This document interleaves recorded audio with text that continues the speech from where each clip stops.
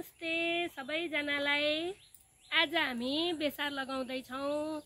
बेसार लगाउनको लागि पहिला जमिन खनेर तयार पारेको थियो पहिल्यै 10-15 दिन अगाडि।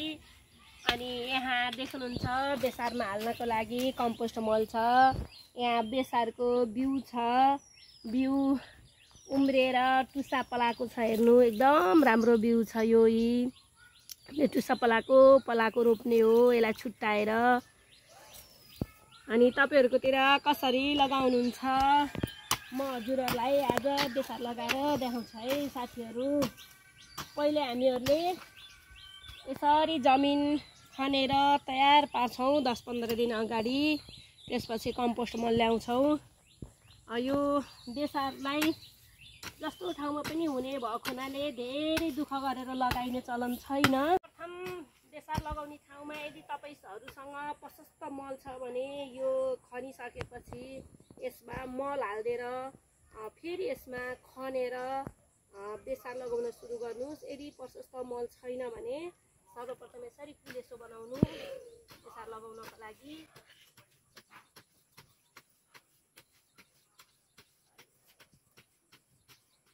यसरी कुलेसो बनाइसकेपछि यसमा यो मल हाल्दिनु।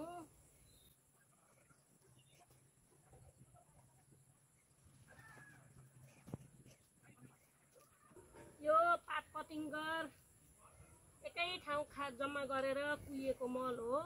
यसरी मल हालिसकेपछि फेरि यसलाई अलिकति माटोमा मिलोस् भन्नको लागि यसरी खनेजे गराउनु।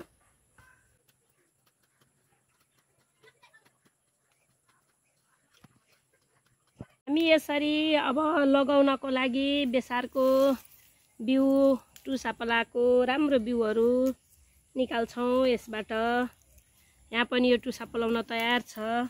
यदि यो टुसा पलाको नभयो भने बिउ फेरि नउम्रिन नि सक्छ। यो पहिले नै तपाईले छुट्टाएर राख्न पनि राम्रो हुन्छ। मैले चाहिँ सबै एकै ठाउँ राखेको हुनाले यसरी छुट्टाउनु परेको हो। मैले पहिल्यै छुट्टाएर राखेको थिइनँ। कतिखेर के गर्ने भन्ने भन्दा पनि कस्तो टाइम छ भन्नेले असर पार्दो रहेछ। मेरो फुर्सद नभएको कारणले मैले छुट्टाएर राखेको थिइनँ। त्यसैले आज मैले छुट्टाएर लगाउँदै छु।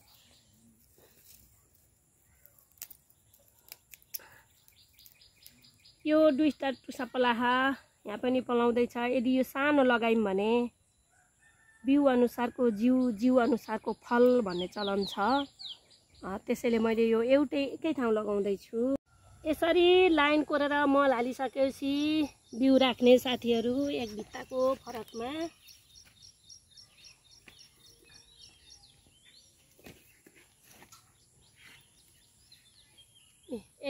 फरकमा बिउ राख्ने। धेरै बाक्लो भयो भने नि बिउ राम्रो फल्न सक्दैन।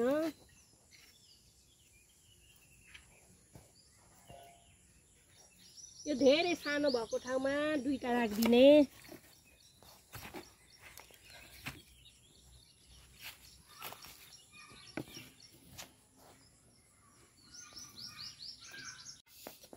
अब यसरी यसलाई बेसारलाई पुर्दै जाने। मैले अब बेसार लगाएर भ्याएँ। यो अन्तिम लाइन हो। यो परेसाबारीमा लगाएको बेसार है साथीहरु। अब यसरी बेसार लगाएर भ्याइसकेपछि यसलाई छापु हाल्दिन पर्छ। छापु हाल्दिँदाखेरि जहिले पनि सुकेको पछि कुहिने खालका पात पतिङ्गरहरू राख्छ। हेर्नु यो यसरी जङ्गलबाट ल्याएर राखे। यो पछि यो छापोले यो पछि कुहिँदै जान्छ। यसरी छापो राख्नुपर्छ है साथीहरु। हेर्नु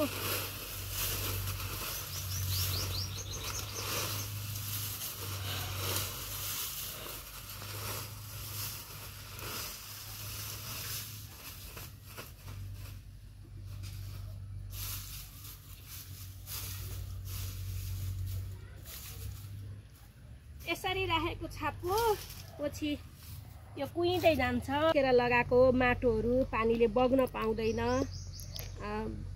बेसारका गानाहरू बाहिर बाहिर हुँदैनन् र उत्पादन राम्रो हुन्छ। त्यसैले बेसारमा जहिले पनि यो छापो हाल्न चाहिँ जरुरी हुन्छ।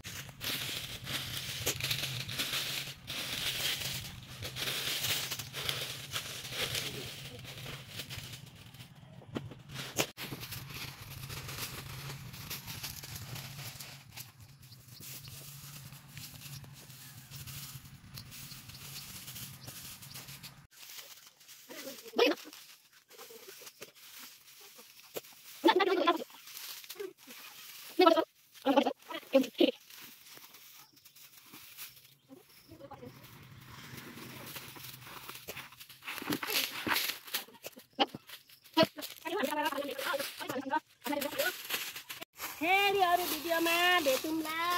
अहिलेलाई बाई बाई।